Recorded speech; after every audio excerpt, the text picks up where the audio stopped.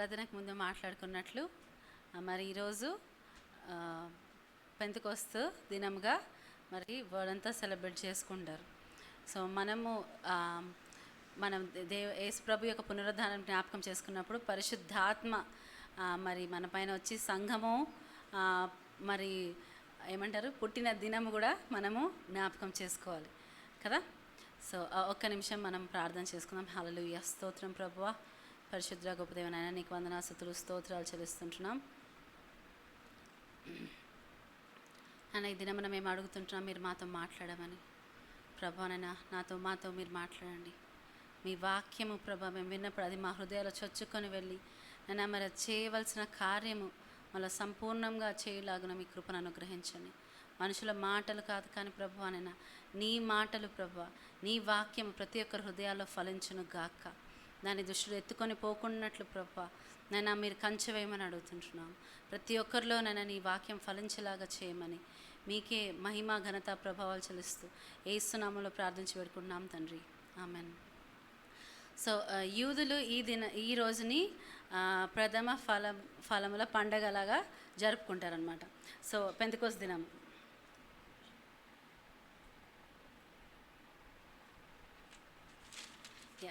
So నిజంగా చూస్తే యాకోబు పత్రిక 1:18 చూద్దాం ఒకసారి. యాకోబు ఆయన తాను సృష్టించిన వాటిలో మనము ప్రథమ ఫలముగా ఉండునట్లు సత్యవాక్యము వలన మనలను తన సంకల్ప ప్రకారము కనెను. మనం ఎలా ఉండాలంట? ప్రథమ ఫలముగా ఉండినట్లు ఆయన సత్య వాక్యం చెప్పున ఏంటి? సత్యవాక్యము వలన మనలను తన సంకల్ప ప్రకారము కనెను. సత్యవాక్యం వలన ఆయన సంకల్పము ప్రకారం మనని కనడు. So it is God's will. మనం ఆయన ప్రథమ ఫలముగా ఇక్కడ మనం చూస్తే ఇవాళ ఏంటి ఇది ప్రథమ ఫలముల పండగలాగా జరుగుతుంది. పెంతెకొస్తు దినం అంటే ప్రథమ ఫలముల పండగ, హార్వెస్ట్ లాంటిది. సో మనమేంటి ఇక్కడ చూస్తే సంఘం సంఘము బిలీవర్స్ ఒక ఫస్ట్ ఫ్రూట్ లాగా. హల్లెలూయా. సో మనం ఆయనతో పాటు మరి దేవునికి చాలా ఇష్టమైన ఇదిగా ప్రథమ ఫలము చూస్తే దేవుడికి ఇష్టం కదా ఫస్ట్ ఫ్రూట్ అనేది. సో మనం సంఘముగా మరి ఆయన చిత్తంలో ఆయన చిత్త ప్రకారం మనము ఈ యొక్క లోకానికి వచ్చాం సంఘముగా కదా. సో నిజంగా అది ఎంత గొప్ప విషయం. సో మనం ఇక్కడ చూస్తే చాలా విషయాలు మనము చూస్తే దేవుడు ఆయన పునరుద్ధానం అయ్యాక మరి ఎంతమంది కనపడ్డారంట? దాదాపు 500 పీపుల్, 500 మందికి ఆయన కనపడ్డాడు 40 రోజుల వ్యవధిలో. తర్వాత ఆయన మరి గొప్ప ఆజ్ఞ ఇచ్చాడు కదా, గ్రేట్ కమిషన్. గొప్ప ఆజ్ఞ మనందరికీ తెలుసు, సువార్తలో రాయబడింది. మన మత్తయి సువార్త 28వ అధ్యాయము 18 నుంచి 20 వరకు చదువుదాం.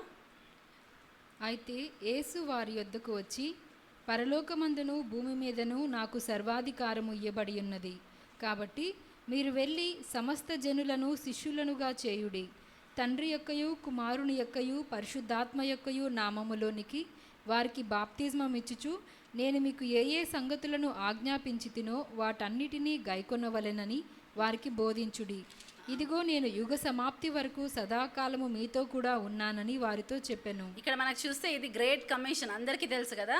మరి యేసుప్రభుని వెంబడించే వాళ్ళకి, ఆయన శిష్యులుగా ఉండాలనుకునే వాళ్ళకి అందరికీ తెలుసు ఏంటంటే ఆయన ఒక గొప్ప ఆజ్ఞ ఇచ్చాడు. అదేంటి? మనము సర్వలోకానికి వెళ్ళి మరి మనము ఆ సమస్యలను శిష్యులుగా చేయాలి. అది మార్కు సువార్తలు కూడా రాయబడి ఉంది, మనకు తెలుసు.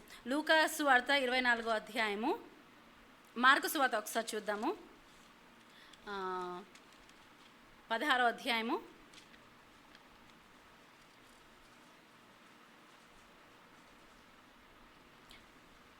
14 నుంచి చదవమా. 14-15.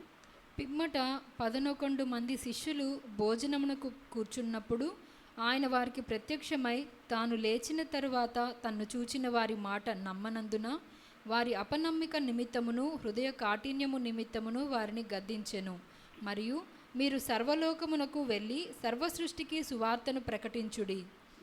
ఇక్కడ చూస్తే దేవుడు వాళ్ళకి ప్రత్యక్షత ఎవరైతే ఆయన గురించి చెప్పినప్పుడు నమ్మని వాళ్ళని ఏం చేశాడంట? వాళ్ళని గద్దించాడు. ఎందుకంటే వాళ్ళ హృదయ కాఠిన్యాన్ని బట్టి వారిని గద్దించాడు. దేవుని విషయాలు నమ్మలేకపోతే అదేంటంట? మనం ఇక్కడ చూస్తున్నాం ఏంటి, అది కాఠిన్యం. హృదయం కఠినపరచబడినప్పుడు మనం దేవుడి విషయాలు మనం నమ్మలేని స్థితిలో ఉంటాం. లూకా సువార్త 24వ అధ్యాయము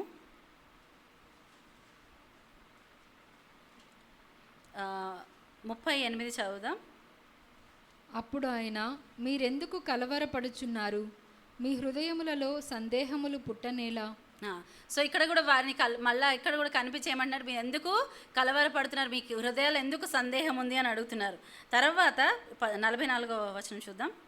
అంతటా ఆయన, మోషే ధర్మశాస్త్రములోను ప్రవక్తల గ్రంథములలోను కీర్తనలలోను నన్ను గూర్చి వ్రాయబడినవన్నీ నెరవేరవలెనని నేను మీ యొద్ద ఉండినప్పుడు మీతో చెప్పిన మాటలు నెరవేరినవని వారితో చెప్పెను.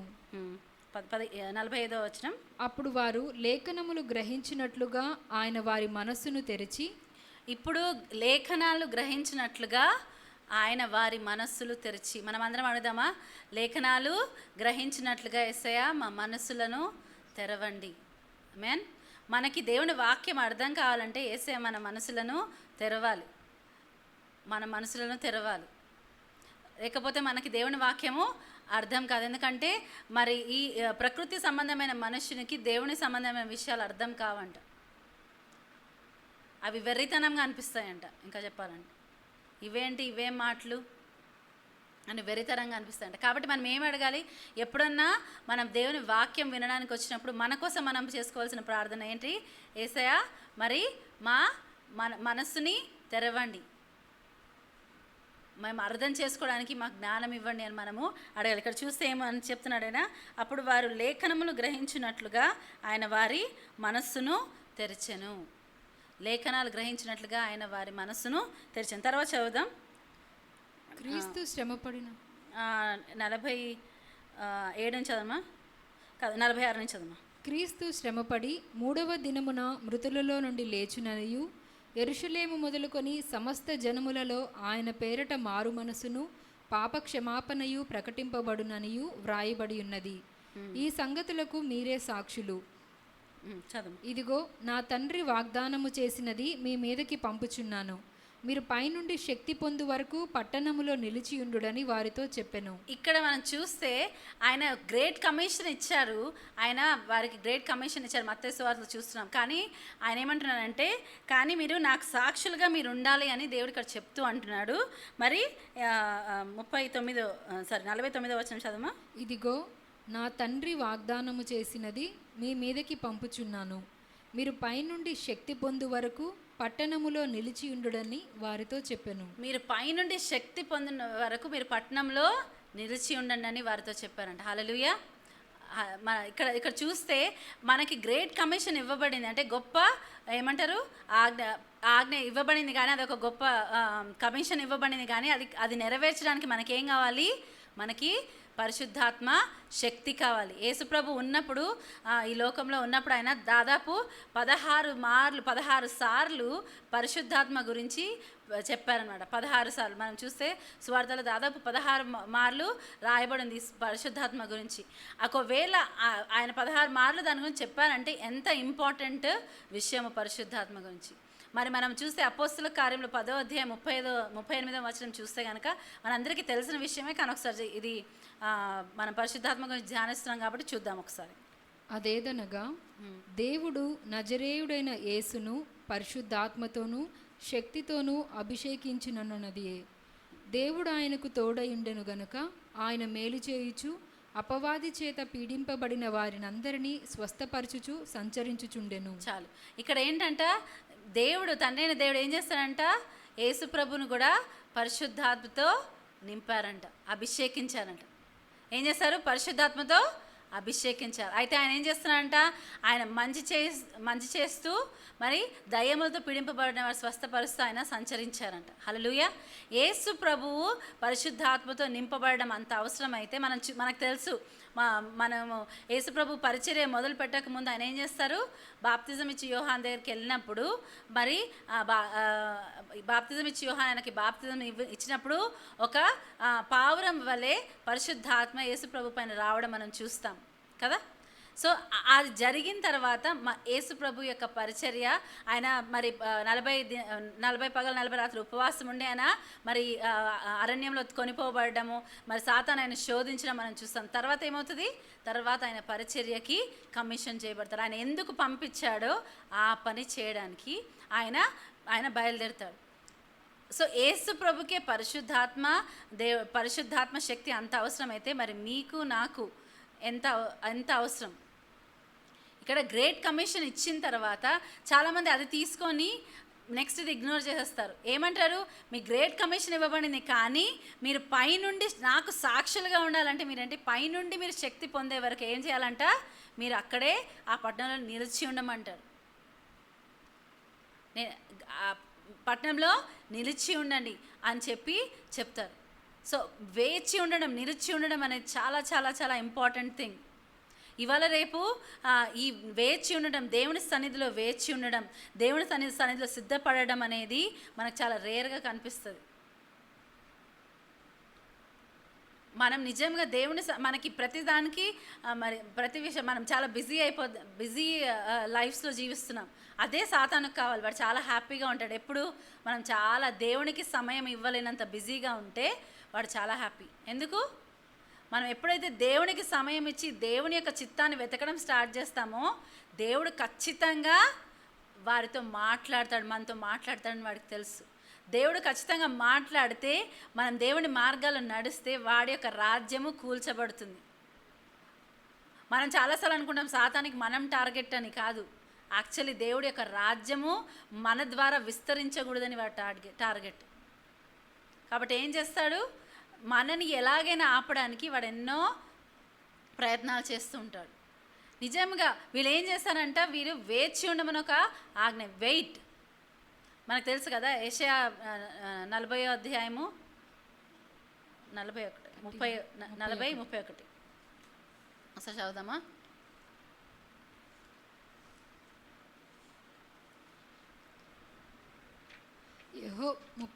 యెహోవా కొరకు ఎదురుచూచువారు నూతన బలము పొందుదురు. వారు పక్షిరాజుల వలె రెక్కలు చాపి పైకి ఎగురుదురు. అలయక పరిగెత్తుదురు, సొమ్మసిల్లక నడిచిపోవుదురు. ఏంటంటే యెహోవా కొరకు ఎదురు చూచి వారు ఏం చేస్తారంట? నూతన బలము పొందుతారు. దేవుడు మాట్లాడుతున్న మాట మనం చాలా జాగ్రత్తగా గమనించాలి. ఎవరైతే దేవుడి కోసం ఎదురు చూస్తారో వారు నూతన బలము పొందుతారంట. హల్లెలూయా! నూతన బలము పొందుతారు. ఈ ఎదురు చూసే సమయంలో ఏమవుతుంది? మనం చూస్తే మోషే కూడా సనాయి పైనకు వెళ్ళిన వెంటనే దేవుడు మాట్లాడా? మాట్లాడలేదు. ఎన్ని రోజులు వెయిట్ చేశాడు ఆయన? దాదాపు 5-6 days అనుకుంటా. ఒకసారి చూద్దామా? అది కూడా రెఫరెన్స్ చెప్పు. 20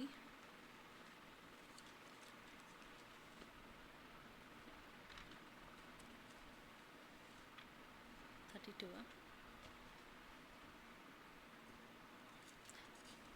సరే, సో అక్కడ వెంటనే దేవుడు మాట్లాడాడు.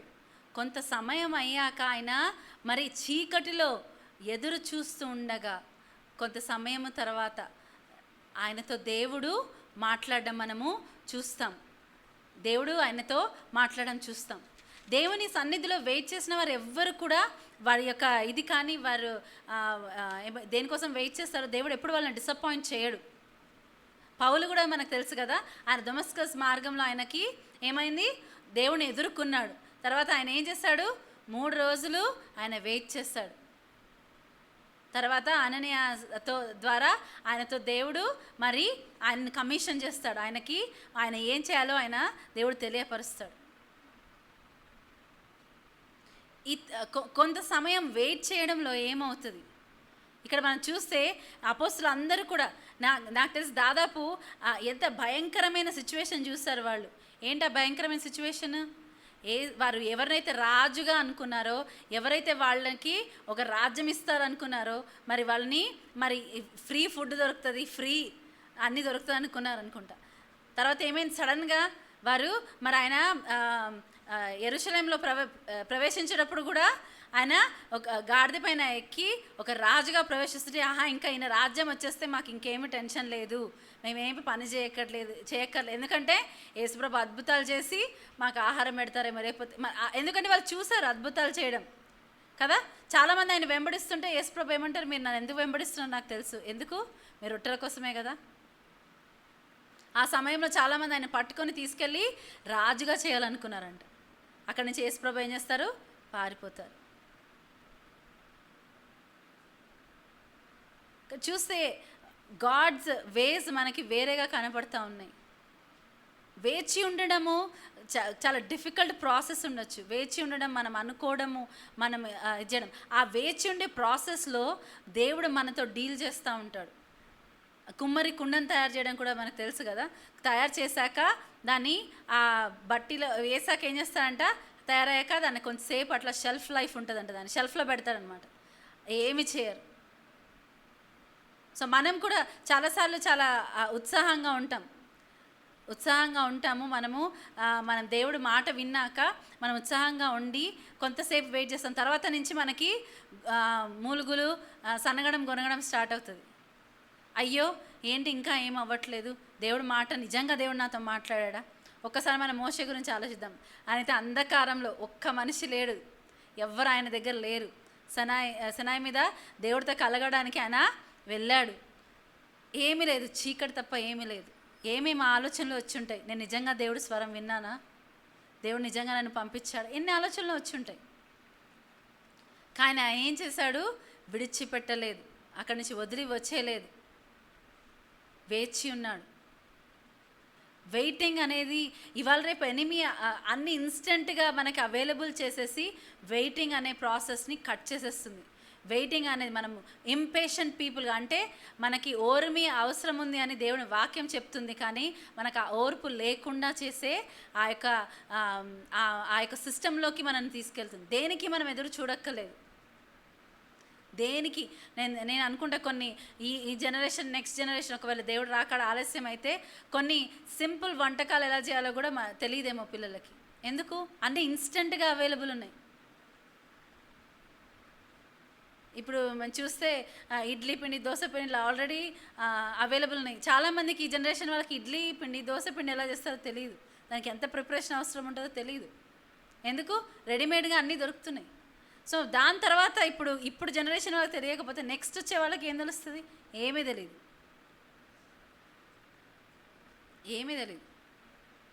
ఎందుకు, ఆ విధమైన సిస్టంలోకి మనము అందరము తెలియకుండానే వెళ్ళిపోతున్నాం. ఒక సిస్టమ్, ఒక కైండ్ ఆఫ్ ఇది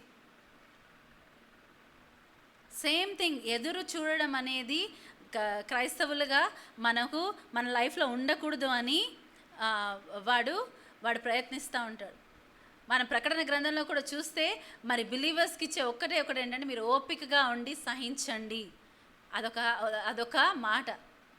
మనం ఏదో చేసేయాలని కాదు. రెవల్యూషన్ ప్రకటన గ్రంథం మనం చివరి అధ్యాయాల్లో చూస్తుంటే ఓపికగా ఉండి సహించమని మనం రాయబడం చూస్తాం. ఓపిక, వెయిటింగ్ అనేది చాలా చాలా చాలా ఇంపార్టెంట్. మనం ఎంతమంది అనుకుంటాం లైక్ నాకు పరిశుద్ధాత్మ అభిషేకం నాకు కావాలి అని. రక్షణ మనకి యేసుప్రభు ద్వారా మనము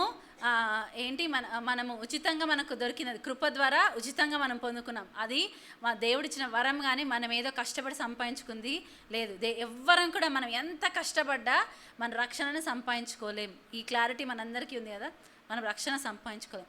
కానీ అభిషేకం అనేది మనం ఎంత ఆయనతో సమయం గడిపితే అంత ఆయన స్వరూపంలో మారుతాం. తెలుగులో ఒక సామెత ఉంటుంది కదా, 6 నెలలు సహవాసం చేస్తే వీరు వారు అవుతారని.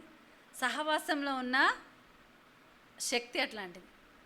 యాక్చువల్లీ 1 కొరింథీ 15వ అధ్యాయం 33వ వచనం చదవండి.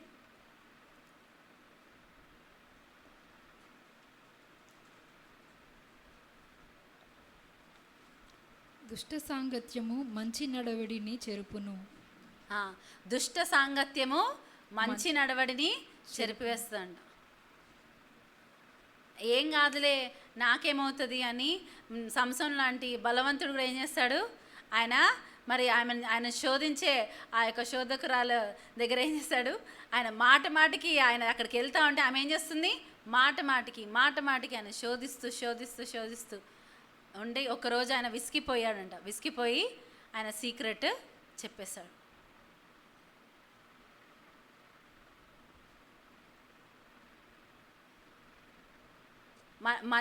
మనం వేచి ఉండే విషయాలు, మనం దేనికోసం వేచి ఉన్నాం, మనం ఎక్కడ వేచి ఉంటున్నాం, ఎవరి సన్నిధిలో వేచి ఉంటున్నాం. ఇక్కడ అంటున్నాడు, మీకు కమిషన్ ఇవ్వబడింది, మీకు గొప్ప ఆజ్ఞ ఇవ్వబడింది. ఆ గొప్ప ఆజ్ఞ నెరవేర్చడానికి మీరు ఏం చేయాలి, మీరు వేచి ఉండాలి. మీరు పైనుండి శక్తి పొందుకునే వరకు వేచి ఉండాలి.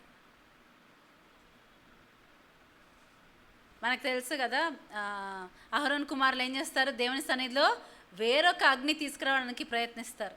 అప్పుడు ఏమవుతుంది, వారు దహించి వేయబడతారు కదా, అగ్ని వాళ్ళని కాల్చివేస్తుంది.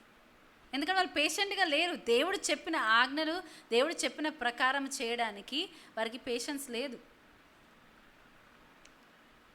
సో దాన్ని కోల్పోతారు. దేవుని కోసం మనం ఎదురు చూసే సమయంలో కొన్ని విషయాలు మన లైఫ్లో జరుగుతాయి. మన క్యారెక్టర్ బిల్డ్ అవుతుంది. మనం దేవుడు సరిచేస్తూ ఉంటాడు. ఏవైతే మనం ఒప్పుకోవాలో అవి ఒప్పింపజేస్తూ ఉంటాడు. చాలాసార్లు దేవుడు మనతో ఏమి చెప్పకపోతే మౌనంగా ఉంటే దేవుడు మనల్ని చూడట్లేదు, దేవుడు ఎక్కడో దూరంగా ఉన్నాడు, మనం ఎక్కడో దూరంగా ఉన్నామని కాదు. కొన్నిసార్లు దేవుడు మన పక్కనే ఉంటాడు. కొన్నిసార్లు కాదు, ప్రతిసారి ఆయన ఎప్పుడు మనని విడవడు, ఎడబాయడు. కానీ మనము గుర్తించలేము. కొన్నిసార్లు మనకి తెలియనంత మాత్రాన అవి లేవని కాదు. మన ఈ జనరేషన్, లేకపోతే ఈ కాలంలో ఏంటి, అన్నీ చూస్తేనే, అన్ని విజిబుల్ ప్రూఫ్స్ ఉంటేనే అవి ఉన్నట్టు, లేకపోతే అవి లేనట్టు కాదు. విశ్వాసం అంటే ఏంటంట, నిరీక్షింపబడే వాటి యొక్క నిజస్వరూపము అదృశ్యమైన అన్నటకు రుజువైంది. కొన్నిసార్లు మనకు తెలియదు, కొన్నిసార్లు మనకు కనపడదు, ప్రూఫ్స్ ఏమి కనపడవు. అబ్రహాముకి ఆయనకి వాగ్దానం వచ్చిన 25 సంవత్సరాల వరకు ఏం సైన్ లేదు. అబ్రహాంతో దేవుడు మాట్లాడాడు. ఇప్పుడు ఏంటి, పేరు కూడా మార్చేశాడు, జనమునకు తండ్రిగా చేశాడు. ఆయన చూసినప్పుడు ఈ ప్రపంచం, లోకం ఏమంటది, నీ పేరు అబ్రహాము, నువ్వు జనములకు తండ్రిగా, నీకు ఒక్క కుమారుడు కూడా లేడు, ఒక్కళ్ళు కూడా లేరు, నువ్వు జనములకు తండ్రిగా ఉంటావు. ప్రూఫ్ ఏం లేదు అక్కడ. కానీ ఇక్కడ ఏంటంటే, ఇక్కడ మనం చూస్తే కూడా ఆ పెంతెకోస్తు దినము వరకు దేవుడిచ్చిన ఆజ్ఞ ఏంటి, మీరు వెళ్ళి అక్కడ వేచి ఉండండి, మీరు పైనుండి శక్తి, మీరు నాకు సాక్షులుగా ఉండాలి. కరెక్టే. ఆ ఒక్క మాట పట్టుకొని పరిగెత్తితే మనకు యేసుప్రభుకే శక్తి అవసరం ఉంటే, పరిశుద్ధాత్మ శక్తి మనకి ఇంకెంత అవసరం. మనం చూస్తే 500 మంది చూసారంట, కానీ లాస్ట్కి ఎంతమంది మిగిలారంట, మేడగది పైన 120 మందే మిగిలారు. మరి 380 మంది ఏమయ్యారు, వాళ్ళు కూడా చూశారు, యేసుప్రభుని చూసారన్న సాక్ష్యం ఉంది, సాక్షులుగా వారు యేసుప్రభు పునరుద్ధరణ అయిన విషయం చూశారు. కానీ ఇంపేషెంట్ పీపుల్ అంటే వారికి ఓర్పు లేదు, సహనం లేదు, దేవుడి యొక్క కార్యాలు చూసే ఓపిక లేదు. 380 మంది అక్కడ లేరు మేడగదిలో.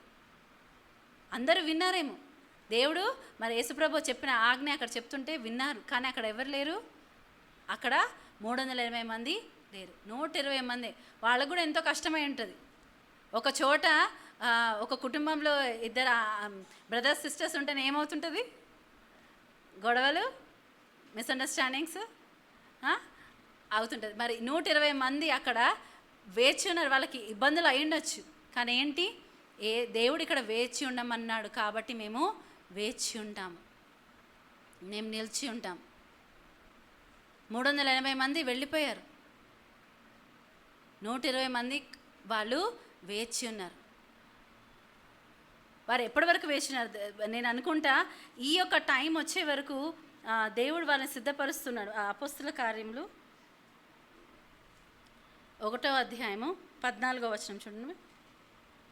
వీరందరూ, వీరితో కూడా కొందరు స్త్రీలను, యేసు తల్లి అయిన మరియయు ఆయన సహోదరులను ఏక మనసుతో ఎడతెగక ప్రార్థన చేయుచుండిరి. ఇక్కడ ఏం చేస్తున్నారంటే వీళ్ళు ఏక మనస్సుతో ఎడతెగక ప్రార్థన చేస్తున్నారంట. ఏక మనస్సుతో ఎడతెగక ప్రార్థన చేస్తున్నారు. చాలా ఇంపార్టెంట్. ఎందుకు ఒక్కొక్కళ్ళు ఎవరో ఇష్టం వచ్చిన చోటుకి వెళ్ళి వాళ్ళు చేయొచ్చు కదా. సంఘం అంటే మనం ఒక్కరం ఇండివిజువల్గా కాదు. సంఘం అంటే మనం అందరం కదా. మనం ఎవరికి వారు ఎవరికి ఇష్టం వచ్చినట్టు వాళ్ళు చేయొచ్చు కదా. కాదు, దేవుడు ఎప్పటి వరకు వెయిట్ చేస్తారు? వారు ఏక మనస్సుతో ఎడతెగక ప్రార్థన చేసే వరకు ఆయన వెయిట్ చేశాడు. ఇక్కడ మనం చూస్తే చదవం 8 ముందు నుంచి చదవమా 6వ వచనం నుంచి. కాబట్టి వారు కూడి వచ్చినప్పుడు, ప్రభువా, ఈ కాలమందు ఇశ్రాయేలునకు రాజ్యమును మరలా అనుగ్రహించెదవా అని ఆయనను అడుగగా, ఆయన కాలములను సమయములను తండ్రి తన స్వాధీనమందుంచుకొని ఉన్నాడు, వాటిని తెలుసుకొనుట మీ పని కాదు. అయినను పరిశుద్ధాత్మ మీ మీదకి వచ్చినప్పుడు మీరు శక్తి నొందెదరు గనుక మీరు యెరూషలేములోను యూదయ సమరయ దేశముల యందంతటను భూ దిగంతముల వరకును నాకు సాక్షులయ్యుందురని వారితో చెప్పెను. ఇక్కడ వాళ్ళు మళ్ళీ ఇజ్రాయెల్కి రాజ్యం సమకూరుస్తావా, ఈజీ అయిపోతుంది కదా, ఇంకా అయిపోయింది, మరి రాజ్యం సమకూర్చబడితే చాలంటే కాలాలు సమయాలు ఎరగడము నీ పని కాదు. చాలామంది అనవసరమైన విషయాల్లో ఎక్కువ ఇంట్రెస్ట్ చూపిస్తారు. అవసరం లేదు. ఏది దేవుడు చెప్తున్నాడో అవి మనం చేస్తే చాలు. ఏవి మనం దేవుడు చేయమంటున్నాడో అవి చేస్తే చాలు. కొంతమందికి ఒక్కటే పని చేయమని ఉండొచ్చు. పక్కనున్న 4 పనులు చేస్తే వీళ్ళు ఏం చేస్తారు, ఈ ఒక్క పని చేయడం మానేసి ఆ 4 పనులలో ఇంట్రెస్ట్ చూపిస్తాం. కాదు, మనకి ఏ పని చెప్తే ఆ పని చేయడం మనము ఇంపార్టెంట్. ఒక్క పని అయితే ఒక్కటే చేయండి. ఒక్క సోల్ మీరు సంపాదించగలంటే ఆ ఒక్క ఆత్మని సంపాదించండి. కొంతమందికి 1000 మందిని ఒక్క మాట వారు చెప్తే, బిల్లీ గ్రామ్ లాంటి వాళ్ళు ఏం చేస్తారు, వారు వాక్యం ప్రకటిస్తే ఎంతోమంది 1000 మంది రక్షణ పొందారు. మరి డేవిడ్ యాంగిచో గారు రక్షింపబడినప్పుడు ఒక్క వ్యక్తి వచ్చి, ఆమె పేరు కూడా తెలియదు, ఎవరో తెలియదు, కానీ ఆయనకు ఒక కరపత్రం ఇచ్చి బైబిల్ ఇచ్చి వెళ్తే ఏమవుతుంది, ఆయన రక్షణలోకి వచ్చాడు. ఆయన ద్వారా ఆయన లార్జెస్ట్ అంటే పెద్ద ప్రపంచంలో కల్లా పెద్ద సంఘాన్ని స్థాపించే విధముగా చేశాడు. ఆమె పని ప్రాబబ్లీ ఆ ఒక్క ఆత్మను సంపాదించడమే ఉండొచ్చు. మనం బైబిల్లో చూస్తే అననీయాస్ ఏం చేస్తాడు, అననీయాస్ గురించి మన తర్వాత ఎప్పుడు కూడా పౌలుతో ఆయన ఆ విషయం జరిగాక ఆయన గురించి ఎక్కడ మనం వినము కదా, ఎక్కడ మెన్షన్ చేయబడలేదు. దాని ముందు దాని తర్వాత ఎక్కడ మెన్షన్ చేయబడలేదు. ఆయన ఒక్క పనే ఉండొచ్చు. ఆ ఒక్క పని చేశాడు. ఆయన రివార్డ్ ఉంటుందా ఉండదా? ఉంటుంది. ఇక్కడ వేచి ఉన్నప్పుడు ఇక్కడ ఏమంటున్నాడు, మీ కాలాలు సమయాలు అన్నీ తండ్రి చేతిలోనే, మీకు అది అనవసరం. ఇంకొక విషయం చూస్తే మనం యోహాను సువార్త 21వ అధ్యాయము, పేతురు క్యూరియాసిటీ వల్ల ఎన్నో ప్రశ్నలు అడుగుతూ ఉంటాడు కదా, ఇక్కడ ఏం అడుగుతాడు చూద్దాం. 21వ వచనం చదువు. పేతురు అతనిని చూచి, ప్రభువా, ఇతని సంగతి ఏమగునని యేసును అడిగెను. యేసు, నేను వచ్చి వరకు అతడుండుట నాకు ఇష్టమైతే అది నీకేమి, నీవు నన్ను వెంబడించుమనెను. ఇక్కడ పేతురు గురించి చెప్పి నన్ను వెంబడించి నా గొర్రెల్ని మరి వాటిని చూసుకొని ఆయనకు ఆజ్ఞ ఇచ్చాక ఇప్పుడు పేతురు ఊరుకోకుండా ఏమడుగుతున్నాడు, మళ్ళీ ఒకసారి చదవమా 21వ వచనం. పేతురు అతనిని చూచి, ప్రభువా, ఇతని సంగతి ఏమగునని యేసును అడిగెను. యేసు, నేను వచ్చి వరకు అతడుండుట నాకు ఇష్టమైతే అది నీకేమి, నీవు నన్ను వెంబడించుమనెను. ఇక్కడ పేతురు మరి ఇతని సంగతి ఏమని అవుతుందని ఇంకొక శిష్యుని గురించి అడుగుతున్నప్పుడు ఇక్కడ ఏమంటున్నారు, నీకెందుకు, నేను వచ్చే వరకు, నేను మరలా తిరిగి వచ్చే వరకు ఆయన నేను ఇక్కడ ఉంచాలంటే ఉంచుతాను, అది నీకేంటి, నువ్వు వెళ్ళి నువ్వు వచ్చి నన్ను వెంబడించు, నీ పని నువ్వు చేయి. చాలాసార్లు యేసు ప్రభు మనం ఈ మాట నీకెందుకు, నీకేం పని అని అనడం మనం చూస్తాం. ఈవెన్ తన తల్లి అయిన మరియతో కూడా ఆయన వచ్చి మరి అక్కడ అద్భుతం చేయమని అడుగుతుంటే ఆమెను అంటాడు, నీకేం పని. సో ఆమె తల్లి అయినా కానీ తనని అదే అంటాడు. తను ఏ పని చేయాలో తను తండ్రి దగ్గర నుంచి ఆజ్ఞ పొందుకున్నాడు, ఆ పని చేయడానికి తను సిద్ధంగా ఉన్నాడు. మనం ఏ పని చేయాలో దేవుడు ఆల్రెడీ మనకి ఏర్పరిచినది. అది చిన్న పనైనా పెద్ద పనైనా దానికి సంబంధం లేదు. మనం కంప్లీట్ చేసామా లేదా అన్నదే ఇంపార్టెంట్. చిన్నదైనా పెద్దదైనా కాదు. చిన్న పని చేసినా, మనం ఒక్క ఆత్మ సంపాదించినా, 1000 ఆత్మలు సంపాదించినా, ఒకవేళ మన పట్ల దేవుడి చిత్త మనం ఒక్క ఆత్మ సంపాదించాలి అంటే మనం నమ్మకంగా ఆ పని చేస్తే మనకు కూడా నమ్మకమైన దాసురాలా నువ్వు నా యొక్క మరి విశ్రాంతిలో ప్రవేశించు అని చెప్తాడు దేవుడు. Same thing. అదే 1000 ఆత్మలు సంపాదించాలని ఒకరు ఉండి మరి ఆ పని చేస్తే వాళ్ళకి ఏ రివార్డ్ ఉంటుందో, వారికి ఏ బహుమానం ఉంటుందో మనకు కూడా అదే ఉంటుంది. కానీ ఇక్కడ చూస్తే పేతురు కొన కంగారేంటి, వాళ్ళ సంగతి ఏంటి, వీళ్ళ సంగతి నేను అడిగితే యేసుప్రభు ఏమంటున్నాడు, అది నీకెందుకు, ఒకవేళ నేను రాకడ వరకు వాళ్ళ ఇట్లాగే ఉండాలనుకుంటే వాళ్ళు ఉంటారు, నీకెందుకు, నువ్వు మాత్రం నన్ను వెంబడించుకుంటావు. నీకు చెప్పిన పని నువ్వు చేయి. నువ్వు నన్ను వెంబడించాలి, నువ్వు అది వెంబడించు. నువ్వు ఇక్కడ వేచి ఉండాలంటే ఇక్కడ వేచి ఉండు. ఈ పని చేయాలంటే ఆ పని చెయ్యి. ఇది చాలా ఇంపార్టెంట్. ఇక్కడ పరిశుద్ధాత్మ శక్తి పొందుకోవడానికి వాళ్ళని వేచి ఉండమని చెప్పారు. వేచి ఉండమని చెప్పిన 500 మందిలో 120 మంది ఉన్నారు, వెయిట్ చేస్తున్నారు. ఎలా వెయిట్ చేస్తున్నారంట? వెయిటింగ్ పీరియడ్ ఎట్లా ఉంది? వాళ్ళు వెయిట్ చేస్తున్న సమయంలో వాళ్ళు ప్రార్థన చేస్తున్నారు. వారు ప్రార్థన చేస్తున్నారు, వాళ్ళు ఏక మనసు కలిగి ఉన్నారంట. ఏక మనస్సు కలిగి ఉన్నారంట. మనందరికీ అగ్ని అభిషేకం కావాలి కదా, మనందరికీ అగ్ని అభిషేకం కావాలి. సంఘముగా దేవుడు మన అభిషేకించి మనం గొప్ప సాక్షులుగా ఆయనకు ఉండాలని వాడుకోవాలని ఆశపడుతున్నాడు. కానీ నిజంగా మనము ఏక మనస్సు కలిగి ఉండి ఎడతెగగా ప్రార్థించేవారిగా ఉన్నామా? మనం మేఘమా మహిమ మేఘమా పాట పాడినప్పుడు ఏమన్నాం? ఏకముగా స్తుతింపగా దిగిరా మేఘమా. ఎనిమీ ఎప్పుడూ కూడా అటాక్ చేసేది ఏంటంటే యూనిటీ. మన దేశాన్ని బ్రిటిషర్స్ ఏం చేశారు?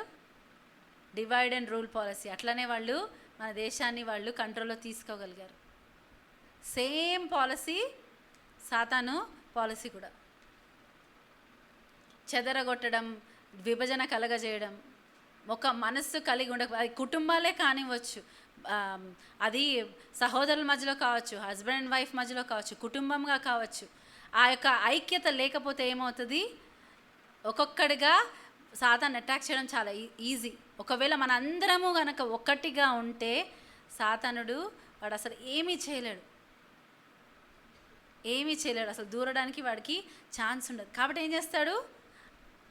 ఒక వన్ మైండ్, వన్ అకార్డ్ అంటే ఒక్కటిగా ఉండకుండా చేస్తాడు. ప్రార్థన చేసేటప్పుడు ఆ వన్ మైండ్ ఉండడం చాలా ఇంపార్టెంట్. మనం సంఘంగా ప్రార్థన చేస్తాం, సంఘంగా కూడుకొని నిజంగా మనం ఉజ్జీవం కోసం అంత ప్రార్థన చేస్తాం కదా. నిజంగా ఎంతమంది ఏకీభవిస్తారు ప్రార్థన అంటే? ఇక్కడ ఉంటారు కానీ ఆలోచనలు ఎక్కడెక్కడో ఉంటాయి, ఏవేవో చేస్తూ ఉంటారు. దేవుని పనిని అశ్రద్ధగా చేస్తే ఏంటంట వాళ్ళకి ఏమొస్తుంది? దీవెన వస్తుందా? శాపం వస్తుంది. మనం ప్రార్థన కోసం వస్తే అశ్రద్ధగా చేస్తే దానికి ఏమిది కాదు. సో దేవుడికి తెలియదా మన హృదయాల్లో ఏముందో? మనం చెప్పకపోయినా ఆయనకు అన్నీ తెలుసు. ఆయన కళ్ళకు అన్నీ తేటగా కనపడుతున్నాయంట. మనకు కొంచెం దూరంలో ఉంటే ఏదైనా మసక్ కనపడుతుంది కదా, సరిగా కనపడదు. కానీ దేవుడి దృష్టి కంట అన్నీ తేటగా కనపడుతున్నాయంట. ఈరోజు మనందరికీ మనకి దేవుని అభిషేకం కావాలి, కరెక్టే. కానీ దేవుడు కొన్ని విషయాలు మనం చేయాలని కోరుతున్నాడు. ఒకసారి మనము మొదటి రాజులు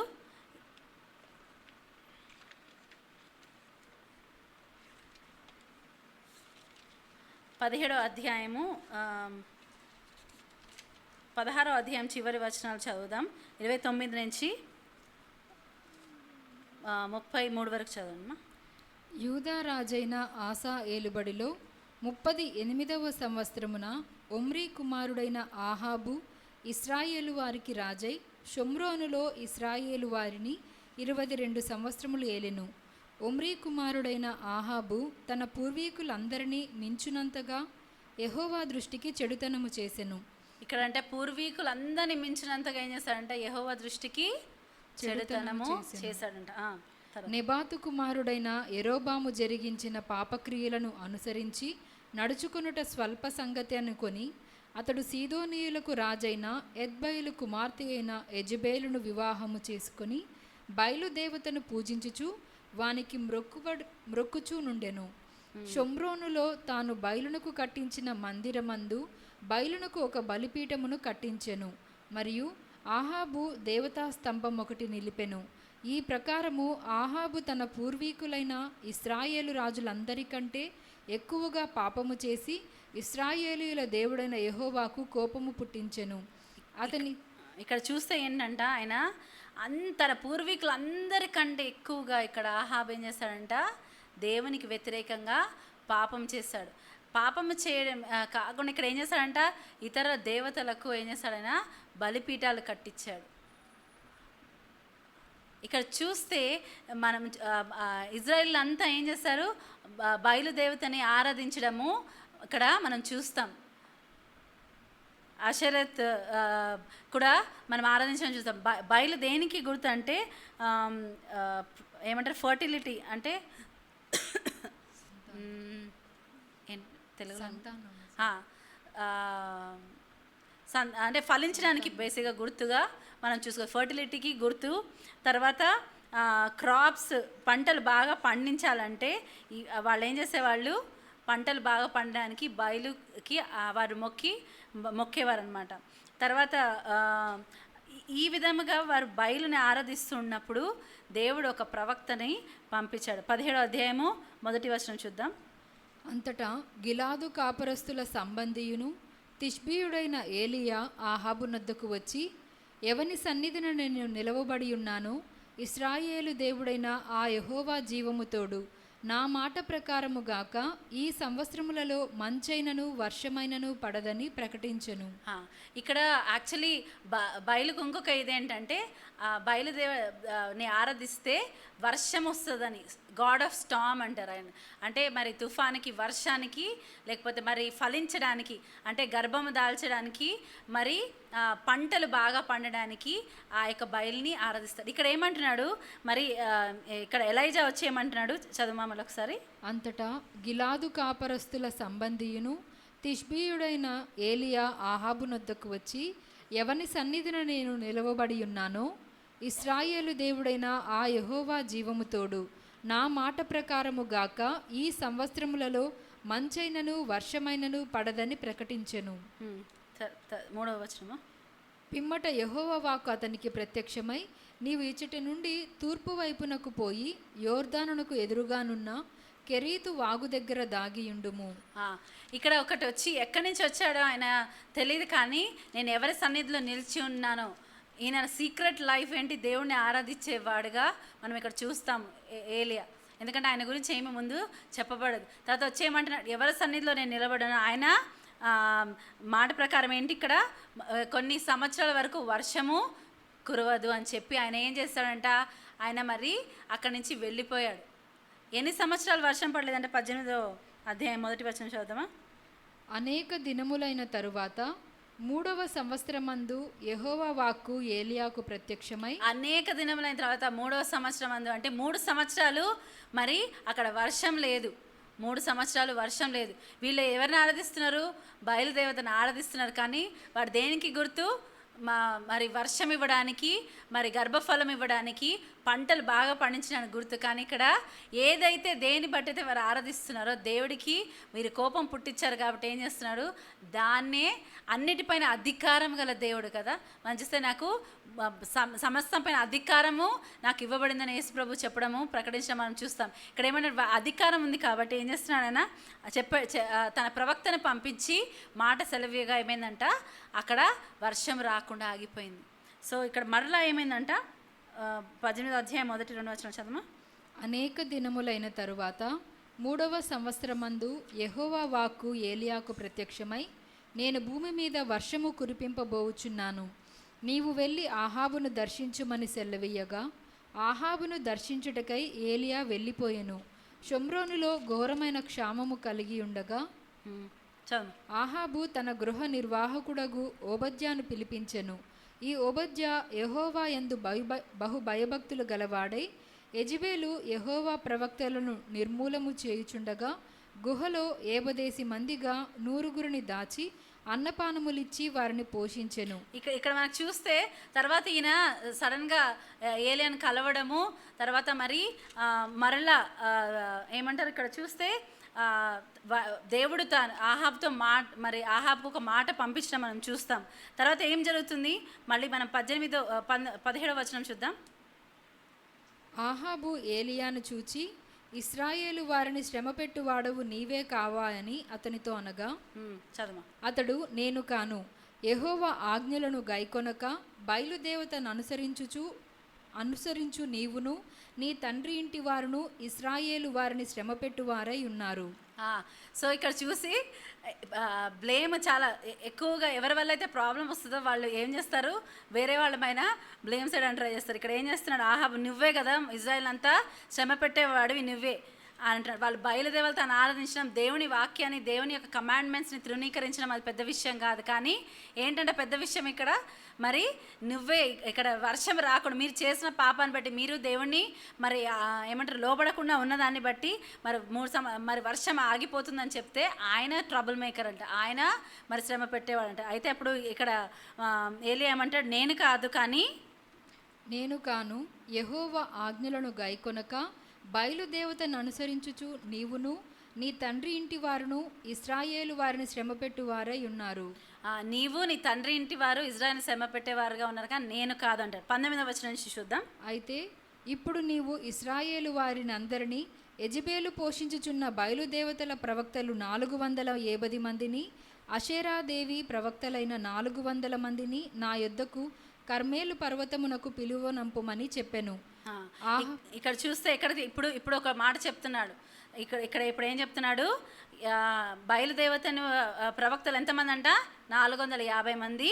ఇంకా అషేరాదేవి ప్రవక్తలు ఎంతమంది అంట, 400 మందిని ఎక్కడికి తీసుకురమ్మంటున్నాడు, నా యొద్దకు కర్మేలు పర్వతమునకు పిలువనంపుమని చెప్పాను. కర్మేలు పర్వతమునకు పిలవమని చెప్తున్నాడు. కర్మేలు అంటే ఫర్టైల్ ల్యాండ్, అంటే ఫలవంతంగా ఉండే భూమి అంట.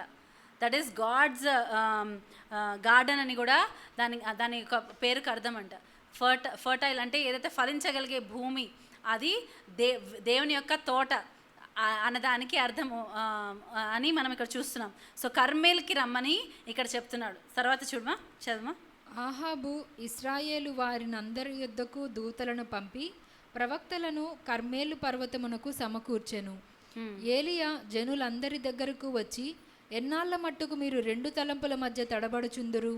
యెహోవా దేవుడైతే ఆయనను అనుసరించుడి, బయలుదేవుడైతే వానిని అనుసరించుడని ప్రకటన చేయగా జనులు అతనికి ప్రత్యుత్తరముగా ఒక మాటైనను పలకకపోయిరి. ఇక్కడ వచ్చి ఒక దేవుని ప్రవక్తగా ఏమంటున్నాడు, ఏలియా జనులందరి దగ్గరకు వచ్చి, ఎన్నాళ్ళు మట్టుకు మీరు 2 తలంపుల మధ్య తడబడుచుందురు. ఇక్కడ 2 తలంపుల మధ్యలో ఉంటారు, అదా ఇదా అని ఎన్ని రోజులు మీరు కన్ఫ్యూజన్లో ఉంటారు అని అడిగితే ఇక్కడ ఏమైందంట, యెహోవా దేవుడైతే ఆయనను అనుసరించుడి, బయలుదేవుడైతే వానిని అనుసరించుడని ప్రకటన చేయగా, యెహోవా దేవుడైతే ఆయన అనుసరించండి, బయలుదేవుడైతే ఆయన అనుసరించండి. కానీ ఇక్కడ దేవుడి పిల్లలుగా దేవుడిని వెంబడిస్తున్నారు. కానీ ఇక్కడ ఏం చేస్తున్నారంటే వీళ్ళు మళ్ళా బయలుకి బలు అర్పిస్తున్నారు, బయలుని వారు వెంబడిస్తూ ఉన్నారు. సో దేవుడు ఆశ్రయించినట్టే ఆశ్రయిస్తున్నారు, కానీ వాళ్ళు ఏం చేస్తున్నారంట, బయలుని వెంబడిస్తున్నారు. ఎన్నాళ్ళు మీరు 2 తలంపుల మధ్యలో ఉంటారు? ఒకవేళ యెహోవా దేవుడైతే ఆయన్ని మీరు వెంబడించండి, ఒకవేళ బయలుదేవుడైతే ఆయన్ని వెంబడించండి. కానీ మీరు ఎన్నాళ్ళు ఇలా ఉంటారంటే వీళ్ళు ఏం చేస్తున్నారంట, జనులు అతనికి ప్రత్యుత్తరముగా ఒక మాటైనను పలకకపోయిరి. జనులు అతనికి ప్రత్యుత్తరంగా ఒక్క మాట కూడా పలకకుండా ఉన్నారంట. నిజంగా ఇక్కడ చూస్తే వారి హృదయాలు ఎంత కఠినపరచబడ్డాయి.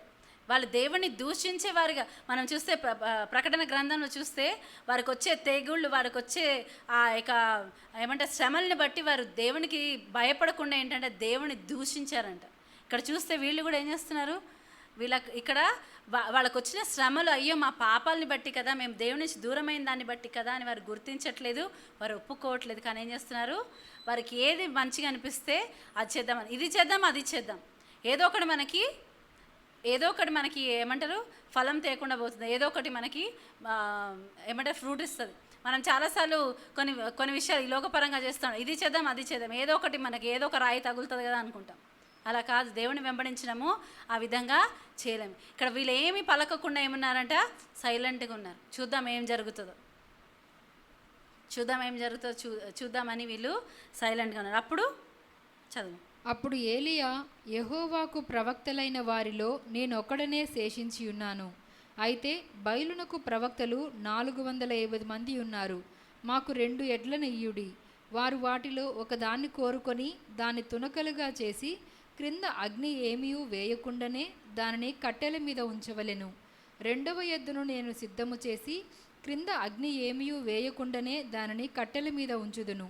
తరువాత మీరు మీ దేవత పేరును బట్టి ప్రార్థన చేయుడి. నేనైతే యెహోవా నామమును బట్టి ప్రార్థన చేయుదును. ఏ దేవుడు కట్టెలను తగులబెట్టుట చేత ప్రత్యుత్తరమిచ్చునో ఆయనే దేవుడని నిశ్చయించుదము రండని ఏలియా మరలా జనులతో చెప్పగా, ఇక్కడ ఒక ఛాలెంజ్ ఇక్కడ చేస్తున్నాడు అనమాట. ఇప్పుడు అయితే ఏం చెప్తున్నాడు, ఒక కట్టెల మీద బలిని పెడదాము, మంట అంటించకుండానే ఎవరు 2 చోట్ల పెడదామంటారు. ఒకటి ఏంటంటే మీరు ప్రార్థన చేయండి, మీ దేవతకి మీరు ఆరాధించే దేవుడికి మీరు ప్రార్థన చేయండి. మరి ఒకవేళ ఎవరు ఆరాధించే దేవుడైతే మరి అవి మామూలుగా మంట అంటించకుండా అది బలిని దహిస్తారో వాళ్ళు నిజమైన దేవుడని మనము నమ్ముదామని ఇక్కడ ఒక ఛాలెంజ్ చేసినప్పుడు వీరేం చేస్తున్నారు, జనులందరూ ఆ మాట మంచిదని ప్రత్యుత్తరం ఇచ్చి. ఇప్పటి వరకు మాట్లాడలేదు కదా, ఇందాక అడిగితే మాట్లాడలేదు కదా, ఇక్కడ ఇప్పుడు ఏం చేస్తారంట, ఆ మాటకి ఇప్పుడు అందరూ జనులంతా సరే అని ఒప్పుకున్నారంట. సో ట్రై చేద్దాం, వీళ్ళు ఇంకా ట్రై చేసే మోడ్లోనే ఉన్నారు. చాలాసార్లు మనం అందుకే చూడండి, నులివెచ్చని స్థితిలో ఉన్న వారిని ఏం చేస్తా అన్నాడు, దేవుడు ఉమ్మివేస్తా అన్నాడు. అది ట్రై చేద్దాం, ఇది ట్రై చేద్దాం. చాలామంది అది అంటారు, మనుషుల్ని మెప్పించాలనుకుంటారు, దేవుడిని మెప్పించాలనుకుంటారు, 2 ట్రై చేస్తుంటారు. సో వాళ్ళు ఎటువంటి స్థితిలో ఉన్నారు, నులివెచ్చని స్థితిలో ఉంటే దేవుడు ఒక హిందీలో ఒక మాట ఉంటుంది, నా ఘర్కా నా ఘాట్కా అంట, నా ఇటు కాదు నా అటు కాదు. ఎందుకు పనికిరాని స్థితిలో దేవుడు కూడా వారిని తృణీకరించే స్థితిలో వెళ్ళిపోతారు. కానీ ఇక్కడ ఈ మాట చెప్పినప్పుడు ఏమన్నారంటే మంచిదన్నారంట. ఏమన్నారు, ఆ మాట మంచిదని ప్రత్యుత్తరమిచ్చిరి. ఆ మాట మంచి, ఇందాక అడిగినప్పుడు ఏం చెప్పలేదు కానీ ఇప్పుడు ఏమంటారు, ఆ మాట మంచిదని ప్రత్యుత్తరం ఇచ్చారు. తర్వాత 27వ వచనం చదవమా. మధ్యాహ్నము కాగా ఏలియా, వాడు దేవుడై ఉన్నాడు, పెద్ద కేకలు వేయుడి.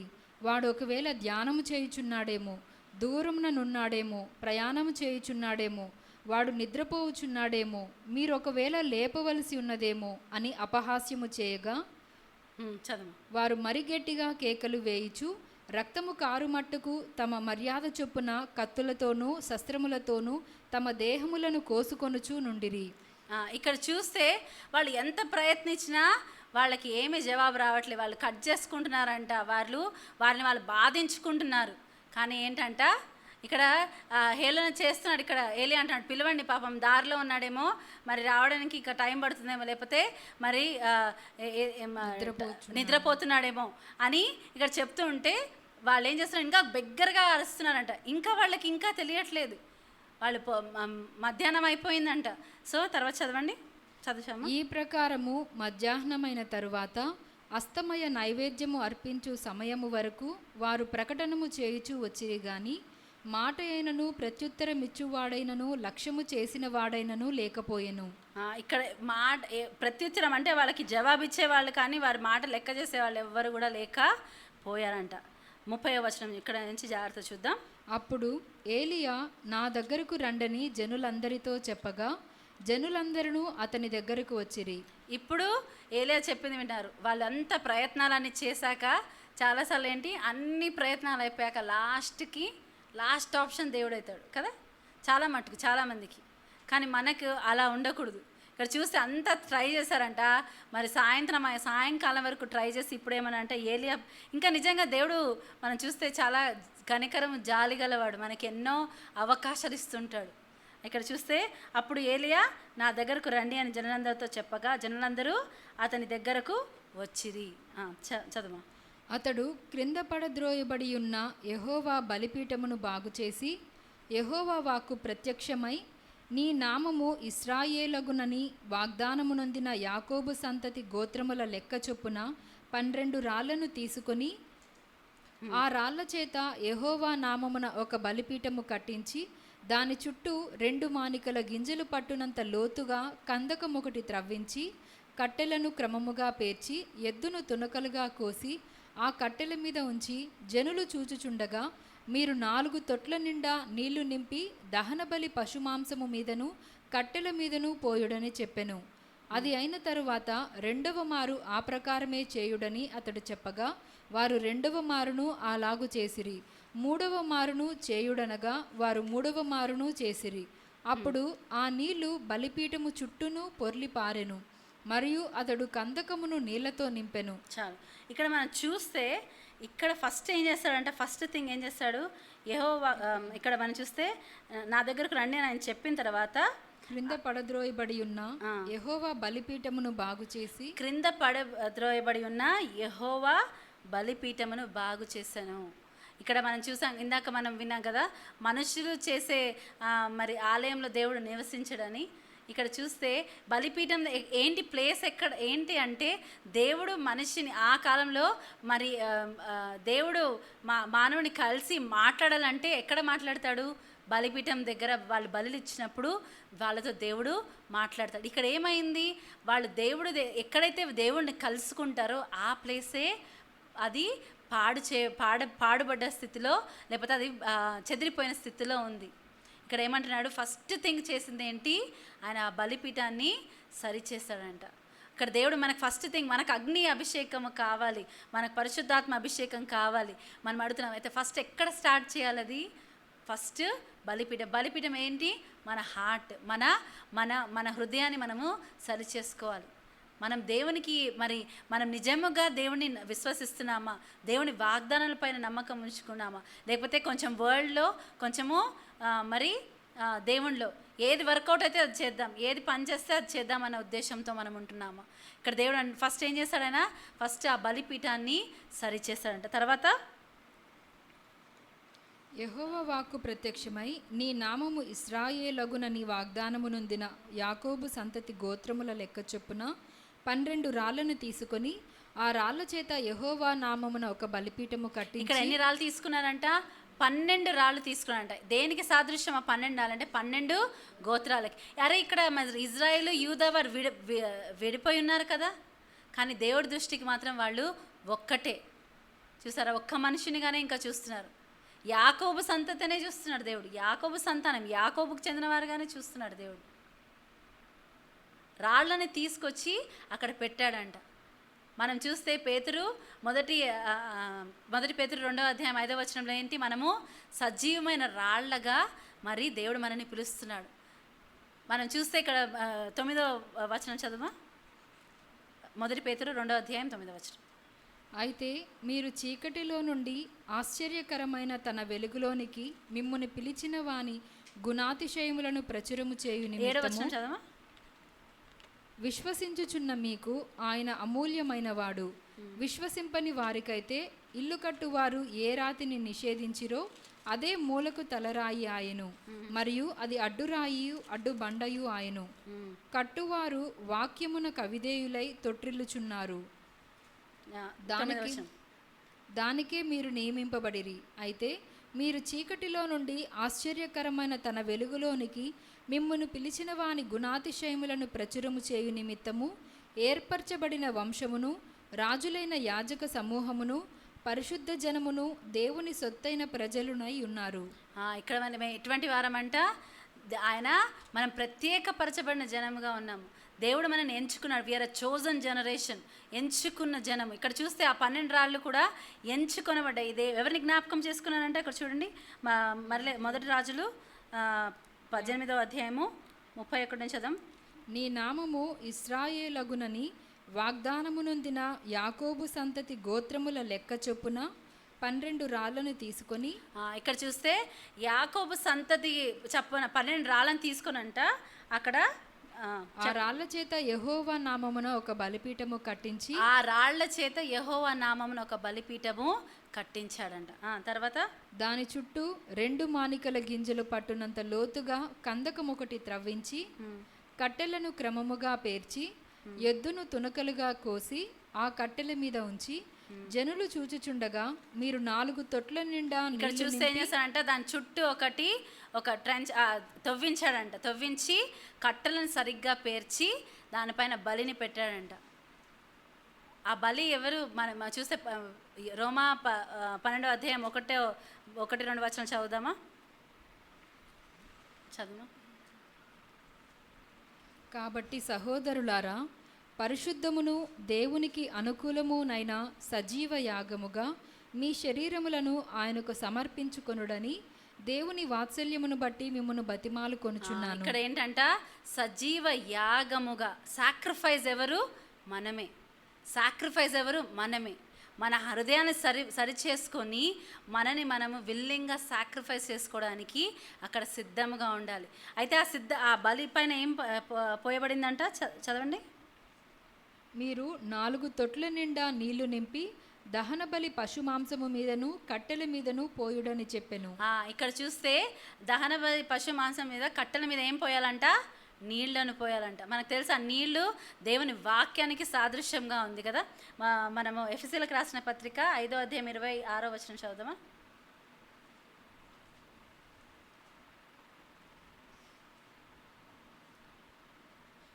అటువలే క్రీస్తు కూడా సంఘమును ప్రేమించి అది కలంకమైనను ముడతయైనను అట్టిది మరి ఏదైనను లేక పరిశుద్ధమైనది గాను నిర్దోషమైనది గాను మహిమగల సంఘముగాను ఆయన తన ఎదుట దానిని నిలబెట్టుకొనవలనని వాక్యముతో ఉదక స్నానము చేత దానిని పవిత్రపరిచి పరిశుద్ధపరచుటకై దాని కొరకు తాను అప్పగించుకొనెను. ఏంటంటే వాక్యము చేత ఏం చేస్తాడంట? ఉదక స్నానము చేసి పవిత్రపరిచి పరిశుద్ధపరచుటకై దాని కొరకు తాను అప్పగించుకొనెను. దానికి పవిత్రపరిచి పరిశుద్ధపరచాలని తాను అప్పగించుకున్నాడు. ఇక్కడ ఆ వాటర్ దేవుని యొక్క వాక్యం. ఇక్కడ వాటర్ పోసినప్పుడు ఏంటంటే అది దేనికి గుర్తు? క్లెన్జింగ్కి, ప్యూరిఫికేషన్కి గుర్తుగా మనం చూస్తుంటున్నాం. తర్వాత ఎన్నిసార్లు పోసారు వాటర్? 3 times, 3 సార్లు పోసారు. వాక్యము చేత కడగబడడం, తర్వాత సాక్రిఫైస్గా మరి సిద్ధపడడం, తర్వాత ఇంకొకటి ఏంటి, మనం ప్రార్థనలతో సిద్ధపడడం. ఈ 3 థింగ్స్గా మనం ఆ వాటర్తో కడగబడడం. అప్పుడు ఈ యొక్క ప్రక్రియలో మనం ఈ విధంగా మారడం అనేది మనం గమనించుకోవాలి. సో ఆ 3 times వాటర్తో నింపి వాటర్ పోయబడింది. అక్కడ వాళ్ళు ఏం చేస్తారు? అవేవి చేసినట్టు మనం చూడము. బయలు ప్రవక్తలు అవన్నీ చేశారా? చేయలేదు. ఇక్కడ ఏంటి? ఇక్కడ ఒక ఛాలెంజ్ చేస్తూ అక్కడ బలి పెట్టి దానిపైన 3 times వాటర్ని పోయిపించి ఇప్పుడు ఏం చేస్తున్నాడంట? 3వ మారు చేయగా 35 నీళ్లు బలిపీఠము చుట్టూను పొర్లి పారెను, మరియు అతడు కందకమును నీళ్లతో నింపెను. ఇక్కడ చూస్తే ఆయన ఈ 3 thingsతో మనం ఒకటి గుర్తుపెట్టుకోవాలి. దేవుని వాక్యముతో మరి ఆ సాక్రిఫైస్ అప్పగించుకోవడము, మరలా ఇంకేంటి? ప్రార్థనలతో దాన్ని అది నిండి పొర్లుతున్న స్థితిలో ఉందంట. నిండి పొర్లుతున్న స్థితిలో ఉంది. తర్వాత 36వ వచనం. అస్తమయ నైవేద్యము అర్పించు సమయమున ప్రవక్తయగు ఏలియా దగ్గరకు వచ్చి ఈలాగు ప్రార్థన చేసెను. ఇప్పుడు ఏలియా ఏం చేస్తాడంట? అప్పుడు అస్తమయ నైవేద్య సమయం వచ్చినప్పుడు అంట ఏలియా ఏం చేస్తాడు? ప్రార్థన చేశాడు. ఇవన్నీ చేశాడు, సిద్ధపాటు చేశాడు. ఇక్కడ అంతా ఫస్ట్ బలిపీఠాన్ని సరిచేశాడు కదా. తర్వాత కట్టెలు సరిగ్గా రాళ్ళని తీసుకొచ్చి పేర్చాడు. దేనికి గుర్తు? దేవుని యొక్క కవనెంట్కి మనల్ని దేవుడు ఏర్పరచుకున్నాడు. యాకోబుని జ్ఞాపకం చేసుకున్నాడు. ఆ 12 గోత్రాలకు గుర్తుగా మనని కూడా ఒక ఆయన ప్రత్యేకపరిచిన జనాంగంగా చేశాడు. సజీవమైన రాళ్ళగా ఆయన చేశాడు. అది చేసి ఆయన ఏం చేశారు? కట్టెలను పేర్చి మరి దానిపైన బలిని సిద్ధపరిచి తర్వాత దానిపైన నీళ్లు పోయిపించాడు. ఇవన్నీ చేశాకనే ప్రార్థన చేయడం మనం చూస్తాం. ఇక్కడ సరి చేయకుండా ఏదో ఒకటిలే అని చేయడం కాదు. నేను ఆరాధన గురించి మొన్న రీసెంట్గా ఒక చోట టీచింగ్ చేసినప్పుడు ఒకటి చెప్పాను. కయీను హాబేలు గురించి మనం చూసినప్పుడు మరి హాబేలు అర్పణ ఎందుకు అంగీకరింపబడింది, కయీనుది ఎందుకు అంగీకరింపబడలేదంటే ఇక్కడ చూస్తే హాబేలు ఎటువంటి బలి తీసుకొస్తాడంటే ఫస్ట్ ఫ్రూట్లోది ఒకసారి చూద్దాం. అది ఆదికాండం 4వ అధ్యాయము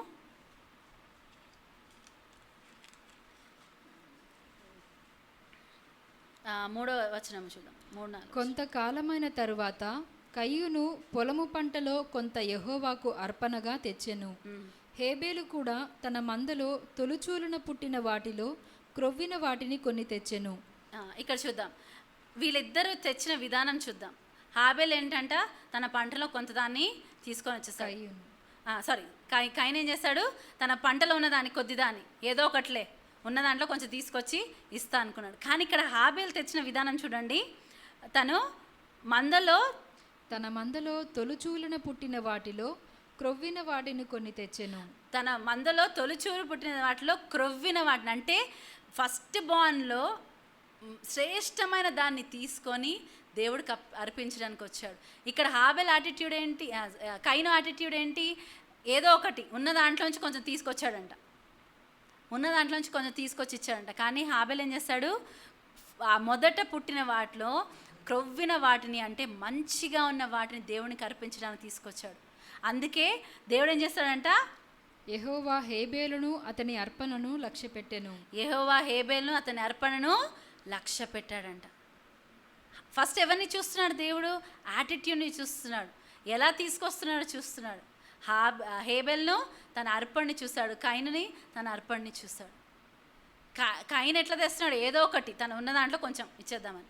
కానీ హేబెల్ ఏం చేస్తున్నాడు, ఇక్కడ ఆయన తనకున్న ఫస్ట్ బార్న్ని దాంట్లో మొదట పుట్టిన వాటిలో క్రొవ్విన వాటిని దేవుడికి అర్పించడానికి తీసుకొస్తున్నాడంట. ఇక్కడ వీళ్ళిద్దరు యాటిట్యూడ్స్ చూసారా, వాళ్ళ హృదయం ఆలోచనలు ఇక్కడ మనం గమనించాలి. దేవుడికి ఎటువంటి అర్పణ తీసుకొని వస్తున్నారు. ఇక్కడ చూస్తే మనం ఆ బయలుదేవతను ఆరాధించే వాళ్ళు ఏం బలిపీఠం సరిగ్గా ఉందా, లేకపోతే అన్నీ సరిగ్గా ఉన్నాయా లేదా, వాళ్ళు ఏం చూడలేదు. ఇక్కడ ఫస్ట్ దేవుని నుంచి ఏదైనా అడిగే ముందు ఇక్కడ ఏం చేస్తున్నాడు, దేవుని యొక్క అగ్ని రావాలి, దేవుడు అక్కడ దహించాలని ఇక్కడ మనం చూస్తే ఎవరికి ఇక్కడ ఏలియా ప్రవక్త ఆయన ఏం చేస్తున్నాడు, ఇక్కడ ప్రవక్త ఫస్ట్ ఏం చేస్తున్నాడు, బలిపీఠాన్ని సరిచేసి మరి అక్కడ చుట్టూ త్రవ్వించి తర్వాత రాళ్లను యాకోబు సంతతిని జ్ఞాపకం చేసుకుంటూ, ఒక కవెనెంట్ని గుర్తు చేసుకుంటూ, ఒక నిబంధనని గుర్తు చేసుకుంటూ ఆ రాళ్ళని పెట్టి దానిపైన కట్టెలు పేర్చి దానిపైన బలుని పెట్టి దానిపైన 3 సార్లు నీళ్లు పోసాక ఇప్పుడు ఏం చేస్తున్నాడంట, ప్రార్థన చేస్తున్నాడు. మనందరికీ కావాలి అభిషేకం, మనందరికీ అగ్ని దిగి రావాలి, ఆశ ఉంటుంది, సాక్షులుగా ఉండాలి.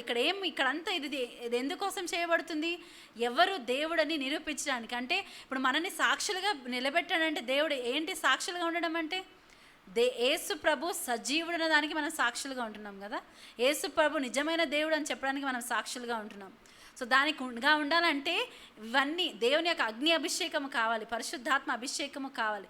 అవి కావాలంటే ఫస్ట్ ఎక్కడి నుంచి స్టార్ట్ అవ్వాలి, బలిపీఠము సరిచేయడం దగ్గర నుంచి స్టార్ట్ అవ్వాలి, మనని మనం అర్పించుకోవడం దగ్గర నుంచి స్టార్ట్ అవ్వాలి.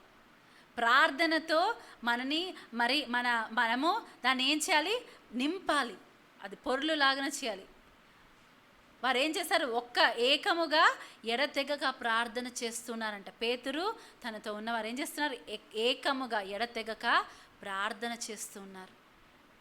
ఇక్కడ ఏమైంది, పొర్లులాగా పోసారంట. తర్వాత ఏం చేస్తున్నాడు, 36వ వచనంలో, అస్తమయ నైవేద్యము అర్పించు సమయమున ప్రవక్తయగు ఏలియా దగ్గరకు వచ్చి ఇలాగు ప్రార్థన చేసెను. యెహోవా, అబ్రహాము, ఇస్సాకు, ఇశ్రాయేలుల దేవా, ఇశ్రాయేలీయుల మధ్య నీవు దేవుడువై ఉన్నావనియు నేను నీ సేవకుడునై ఉన్నాననియు ఈ కార్యములన్నీయు నీ సెలవు చేత చేసితిననియు ఈ దినమున కనపరచుము. యెహోవా, నా ప్రార్థన ఆలకించుము. యెహోవావైన నీవే దేవుడువై ఉన్నావనియు నీవు వారి హృదయములను నీ తట్టుకు తిరుగుచేయుదువనియు ఈ జనులకు తెలియనట్లుగా నా ప్రార్థన అంగీకరించుము. ఇక్కడ ప్రార్థన చేస్తున్నాడు, కవరెంట్ని, దేవుడితో తనకున్న సంబంధాన్ని ఇక్కడ ఆ నిబంధనని జ్ఞాపకం చేస్తున్నాడు. ఎప్పుడు అన్నీ సరిచేశాక అప్పుడు చేస్తున్నాడు. ఏమంటున్నాడు యెహోవా ఆ, ఇజ్రాయేలు అబ్రహాము ఇస్సాకు ఇశ్రాయేలీయుల దేవా, అబ్రహాము ఇస్సాకు ఇజ్రాయేలుల దేవా, ఇశ్రాయేలీయుల మధ్య నీవు దేవుడువై ఉన్నావనియు నేను నీ సేవకుడునై ఉన్నాననియు ఈ కార్యములన్నీయు నీ సెలవు చేత చేసి తిననియు ఈ దినమున కనపరచుము. నీ ఇవి ఏంటంట, నీ మాట చెప్పున నేను ఇవన్నీ చేశాను, నువ్వు ఈరోజు కనపరచు అంటున్నాడు. నువ్వు నిబంధనని జ్ఞాపకం చేస్తున్నాడు, ప్రార్థన చేస్తున్నాడు. నేను నీ సేవకుడను. మనమందరం దేనికోసం పిలువబడ్డాము? ఎలా పిలువబడ్డాము? ఆయనకు సాక్షులుగా ఉండడానికి, ఆయన గొప్ప కార్యాలు, ఆయన చేసిన అద్భుతాలకి, ఆయన నిజమైన దేవుడని అన్యజనుల మధ్యలో సాక్షులుగా ఉండడానికి మనని దేవుడు పిలిచాడు. చాలామంది దేవుని సన్నిధిలో వేచి ఉండక, వారు ఏదైతే క్రమం దేవుడు చెప్పాడో దాన్ని చేయక వేరొక అగ్నిని దేవుడి సన్నిధిలో తీసుకురావడానికి ప్రయత్నించే సేవకులు కూడా ఉన్నారు ఇవాళ రేపు. అందుకే ఎన్నో రకరకాల డాక్ట్రిన్స్, రకరకాల బోధలు, దయ్యపు బోధలు, దుర్బోధలు ఇవాళ రేపు బయలుదేరాయని దేవుని వాక్యంలో, మరి చాలా భయంకరమైన చెడ్డ దినాల్లో మనం ఉన్నామని దేవుడి వాక్యంలో చెప్పబడింది. చేయవలసింది కరెక్ట్గా చేసి ఇక్కడ ఏం చేస్తున్నాడు? 37వ వచనం, యెహోవా నా ప్రార్థన ఆలకించుము. ఇప్పుడు ఏమంటున్నాడు? యెహోవా నా ప్రార్థన ఆలకించుము. నిబంధనని ఫస్ట్ అని సరిచేసేవి చేసి ఆయన నిబంధనని జ్ఞాపకం చేసుకోడు, దేవుని యొక్క వాగ్దానాన్ని జ్ఞాపకం చేస్తే ఏమంటున్నాడు? నా ప్రార్థన ఆలకించుము.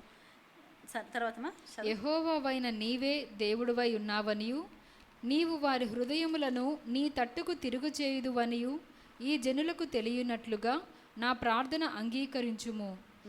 అతడు ఇలాగున ప్రార్థన చేయుచుండగా యెహోవా అగ్ని దిగి దహనబలి పశువును, కట్టెలను, రాళ్లను, బుగ్గిని దహించి కందకమందున్న నీళ్లను ఆరిపోచేసెను.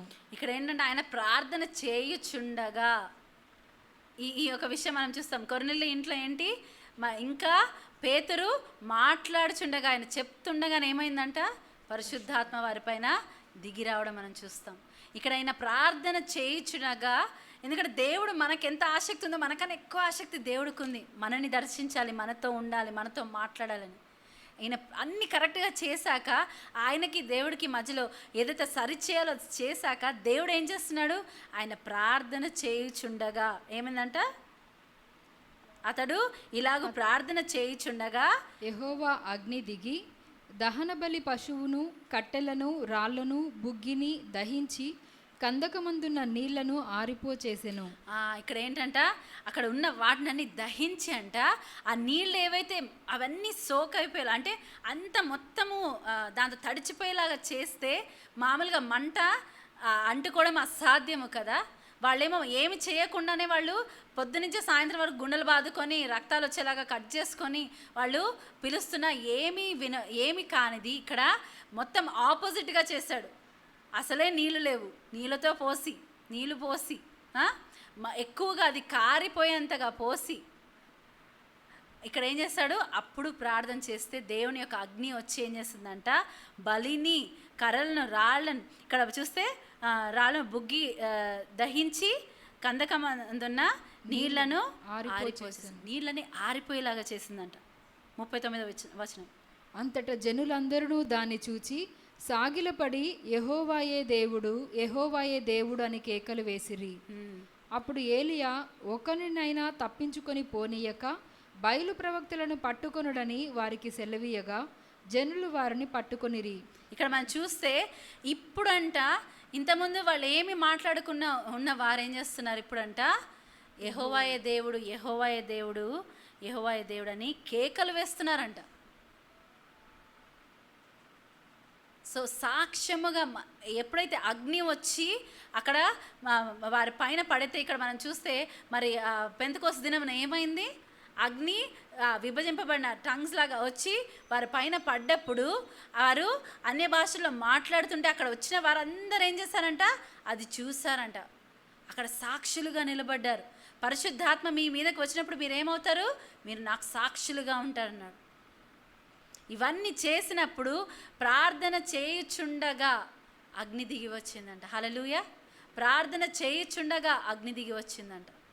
ఇక్కడ వారు ఏక మనస్సుతో వారు మరి ప్రార్థన చేస్తూ ఉన్నారు. ప్రార్థన చేయుచుండగా అగ్ని, ఇక్కడ మనం చూద్దామా అపొస్తలుల కార్యములు ఇది చూసాక ప్రార్థన చేసుకుందాం. 2వ అధ్యాయము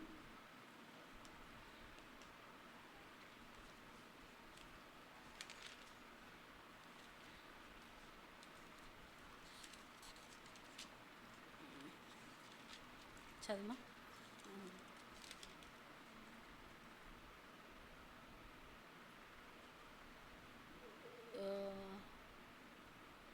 5వ వచనం చదువు.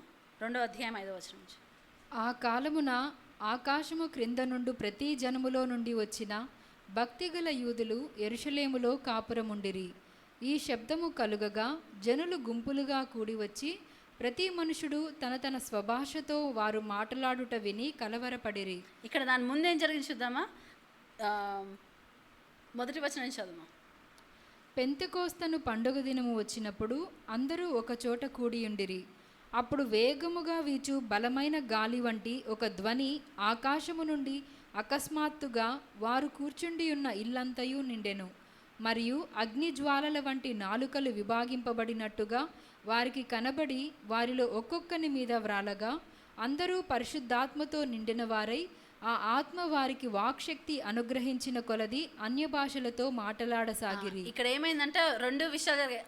గాలిలాగా రావడము, విభజించిన నాలుకలాగా అగ్ని దిగి రావడము ఇక్కడ చూస్తారు. పడినప్పుడు వారికి ఏమైందంట, ఒక్కొక్కరి మీద వ్రాలగా ఏమైందంట, వారు పరిశుద్ధాత్మతో నిండిన వారై ఆ ఆత్మ వారికి వాక్శక్తి అనుగ్రహించిన కొలది అన్య భాషలతో మాట్లాడసాగిరి. వాక్శక్తి ఆత్మ వారికి వాక్శక్తి అనుగ్రహించిన కొలది అన్య భాషలో మాట్లాడసాగారంట. అప్పుడు 5వ వచనంలో ఏముంది, ఆ కాలమున ఆకాశము క్రింద నుండి ప్రతి జనములో నుండి వచ్చిన భక్తిగల యూదులు యెరూషలేములో కాపురముండిరి. ఎందుకున్నారు ఆ కాలంలో? ఎందుకంటే అది ప్రథమ ఫలం పండగ కాబట్టి అందరూ అక్కడ యెరూషలేం దగ్గరికి వచ్చారు, యూదులందరూ. అది వన్ ఆఫ్ ద అంటే ఒక ప్రాముఖ్యమైన పండుగ కాబట్టి. ఈ శబ్దము కలుగగా జనులు గుంపులుగా కూడి వచ్చి ప్రతి మనుషుడు తన తన స్వభాషతో వారు మాట్లాడుట విని కలవరపడిరి. అంతటా అందరూ విభ్రాంతి నొంది ఆశ్చర్యపడి, ఇదిగో మాట్లాడుచున్న వీరందరూ గలిలయులు కారా? మనలో ప్రతివాడు తాను పుట్టిన దేశపు భాషతో వీరు మాట్లాడుట మనము వినుచున్నామే.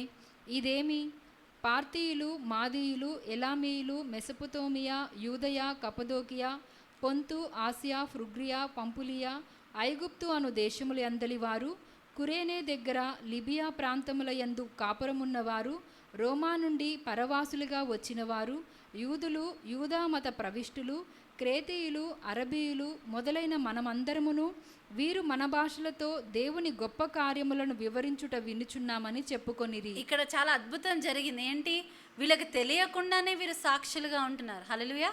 వీరికి తెలియకుండానే వీరు సాక్షులుగా ఉన్నారు. ఎప్పుడైతే దేవుని మాటకు లోబడి వారు అక్కడ వెయిట్ చేస్తున్నారో వాళ్ళు ఏమైంది, వాళ్ళపైన ఆత్మ దిగి వచ్చినప్పుడు వారు అన్య భాషల్లో మాట్లాడుతున్నప్పుడు ఎక్కడెక్కడో ప్రపంచవ్యాప్తంగా ఎక్కడెక్కడో వేరే వేరే దేశాల నుంచి వచ్చిన వారు ఏమంటున్నారు, ఆశ్చర్యపోతున్నారు. ఏంటి వీళ్ళందరూ మాకు అర్థమయ్యే భాషలో, మా భాషలో వీరేం చేస్తున్నారంటే దేవుణ్ణి గొప్ప కార్యములను వివరిస్తున్నారేంటి అని ఆశ్చర్యపోతున్నారంట. అప్పుడు పేతురు అందరూ కొందరైతే 13వ వచనం, కొందరైతే వీరు క్రొత్త మద్యముతో నిండియున్నారని అపహాస్యము చేసిరి.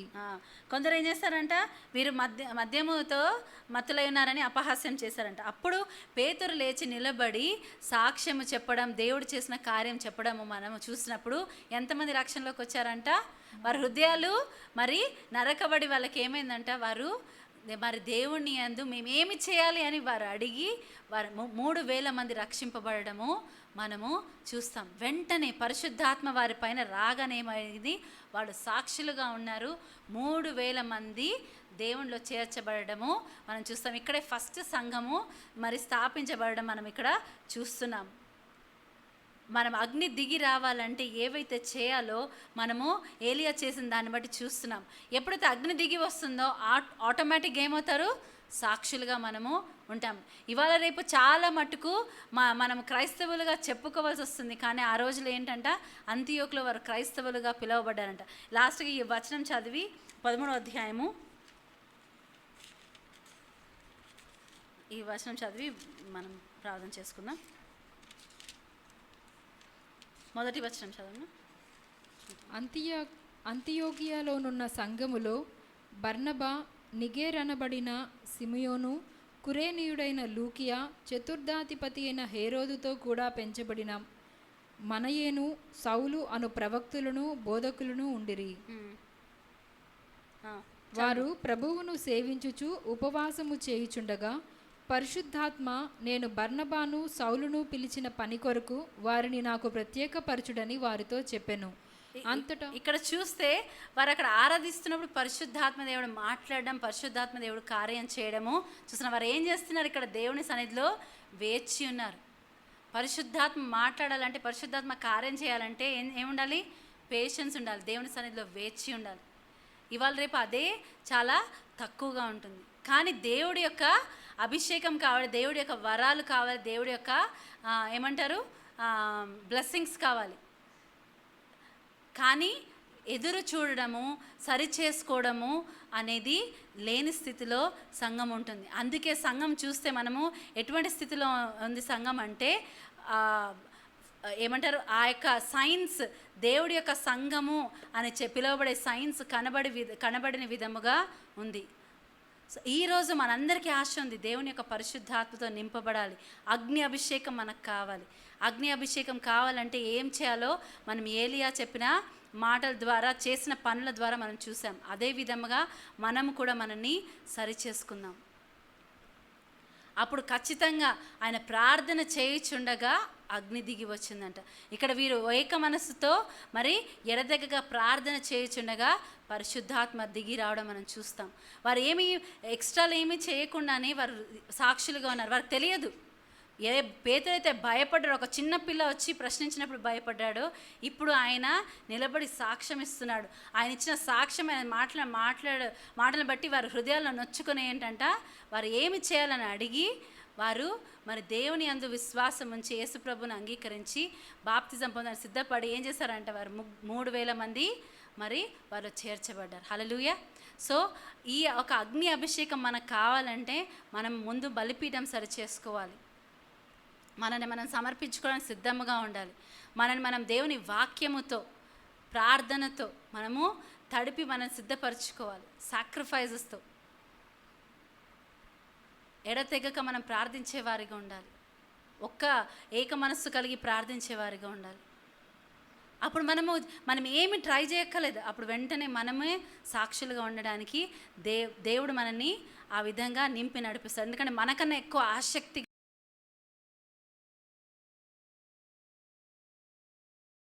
ప్రార్థన చేసుకుందాం.